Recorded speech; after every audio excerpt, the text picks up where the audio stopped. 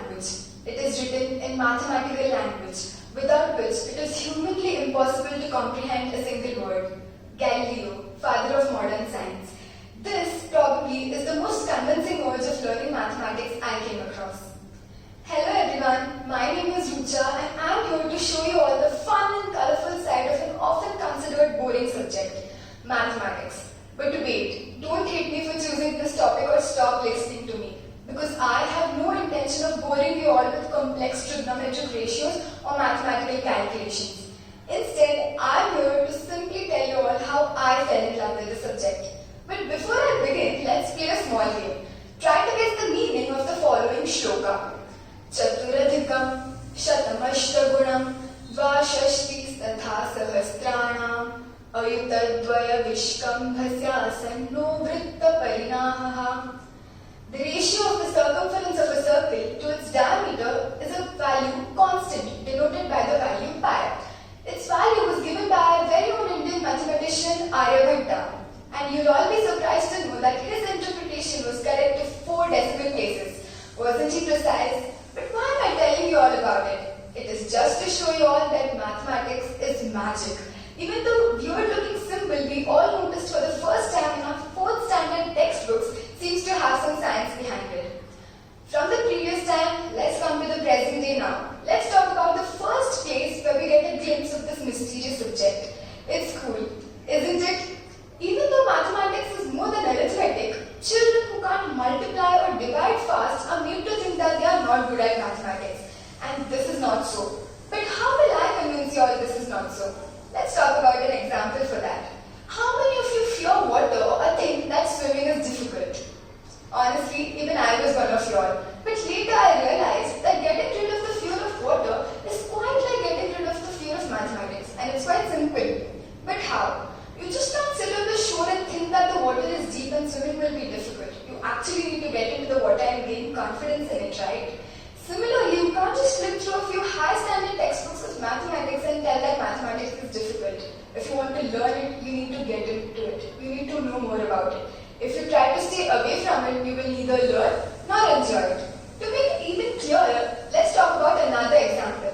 Think about Mysore Pak, rather the tastiest Mysore Pak. Now think, what makes it the tastiest? All Mysore Paks have the same ingredients: sugar, ghee, basin, etc. But this special Mysore Pak has all the ingredients in the right quantity, quality, proportion and order.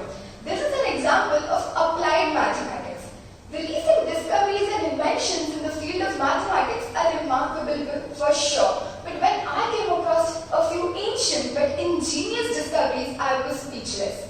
Now when we talk about the ancient discoveries, it would be unfair to not talk about the Greeks, because they were known to be one of the most wise and intelligent people of ancient times. We use few of their discoveries even today, like the Olympics, the odometer, and the discovery of the fact that our Earth is round.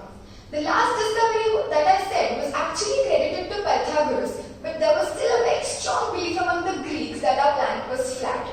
I recently came across a Carl Sagan video which explains exactly how the Greeks started believing the fact that Earth is round. So here it goes. In around 240 BC, there lived a scientist, mathematician, geographer, philosopher, and a librarian named Eratosthenes. One day, as he was reading a book, he came across a very interesting account that said that at a certain moment, the sun cast a considerably long shadow of a temple tower in Cyrene, whereas at the same moment, it cast no shadow of a pillar in Alexandria. These two places were 800 kilometers far from each other. Eratosthenes wondered how this was possible, because if our planet was flat, it meant that the sun should cast the same length of shadows at any two pillars of any two places on Earth. As he realized that there was an error in their belief, he performed a few experiments and calculations with the help of an assistant, after which he finally concluded that the only answer to this weird phenomenon could be the fact that our Earth is curved. Not only that, but greater the curvature, greater the difference between the length of shadows at any two places. And do you all realize that this discovery was made 2000 years ago? And the only tools Eratosthenes used were eyes, sticks, feet, plus a zest or curiosity for an experiment. Okay, let's do something interesting now. Time for a quick award for which achievement of hers? I repeat, Neha Gupta received an award for which achievement of hers? Now, while thinking about the answer to this question, let's be honest with each other and admit that half of us are thinking Bollywood actress Neha Gupta has been awarded a Filmfare or something for her performance in the film Badhai Ho, while the other half of us are still thinking, who is Neha Gupta? Time to break the suspense. Here's the answer, guys. Dr. Neha Gupta, Associate Professor at the Mathematics Unit of Indian Statistics Institute, has been awarded the Shanti Swarup Bhatnagar Prize in 2019, and she has been declared the youngest person to achieve this award till date. But why am I telling you all about it while we were talking about something entirely different? It is just to tell you all that if we follow a few mathematical trends and keep track of a few mathematical prizes with the same zeal as we follow the latest Bollywood songs and newest celebrity news, we will realize that mathematics is equally interesting and entertaining. Want to know about another superwoman whose superpower was mathematics? Catherine Coleman Goble Johnson, American mathematician whose calculations were critical to the success of first and subsequent US space flights by NASA. And in 2015, she was awarded the Presidential Medal of Freedom by President Barack Obama. But unfortunately, a few days back we lost her. And with her, we lost one of the most efficient mathematicians of all times in the world. Are you all realizing the various fields in which mathematics is equally important? Till now we have discussed about cooking, geography, astrophysics, but there are more. Time to give another example. I go to Bharatanatyam dance classes since I was 5, and now I've slowly started to understand how my dance teacher kept reminding me the importance of symmetry in dance. That was because if lines, angles, symmetry and a few expressions are kept in mind while dancing, the dance automatically looks graceful and beautiful.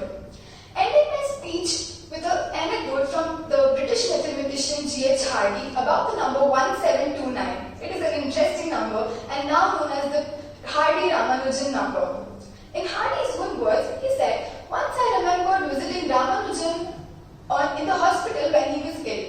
I had ridden in the taxi cab number 1729 and remarked that it was a very dull number and I hope it is not an unfavorable omen.